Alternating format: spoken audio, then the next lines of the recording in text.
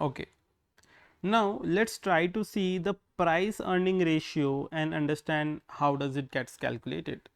So basically price earning ratio is simply tells you what is the actual price of share in the market and what is the earning per share for that actual price. So if we go above and try to see what is our actual share price in the market, so we need to go a little bit ahead here and yeah. So this was our profit and loss statement and we found that actual market price per share for the company is $12. Now actual market price is $12 and if we see that what was earning per share, the earning per share was $0.56. So the result of both of them will give us the price earning ratio. So let's go below and try to see the result and evaluate it.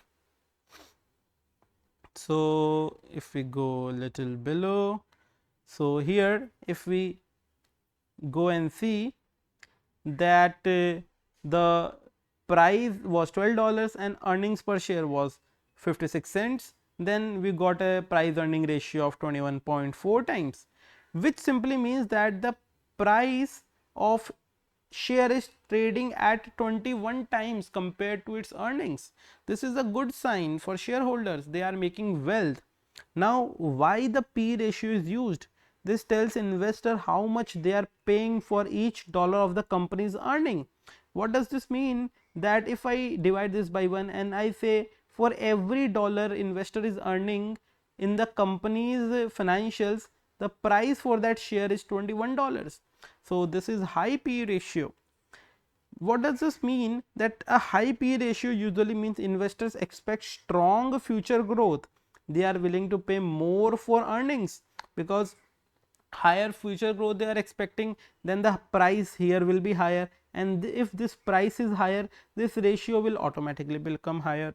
A low P ratio may suggest that if the stock is undervalued or the company has lower growth prospects. So if the PE ratio is low here, why this is low? Because this share price may be low here, and if this share price is low, the reason may be either it's undervalued and the company don't have much growth potential. And it helps the companies within the same industries because absolute share price alone don't show any value. So this needs to be compared with the other peers in the industries as well. Now let's see the real world example of Apple Incorporation. Apple's price earning ratio generally trades around 25 to 30 times in the recent years. Investors pay more because Apple has a strong brand value, consistent profit and growth in service. So its PE is higher because its share price becomes higher. If we see the Tesla Incorporation, Tesla's P ratio historically has been very high. Sometimes it went above 100 times. Why? Because this again shows the investors' expectations of a rapid growth in electric vehicles and energy solutions if current earnings are smaller, even if current earnings are smaller. If we see JP Morgan Chase Company, so it's a large bank like JP Morgan Chase Company, they show at a lower PE, which is 10 to 12 times. Why this happens?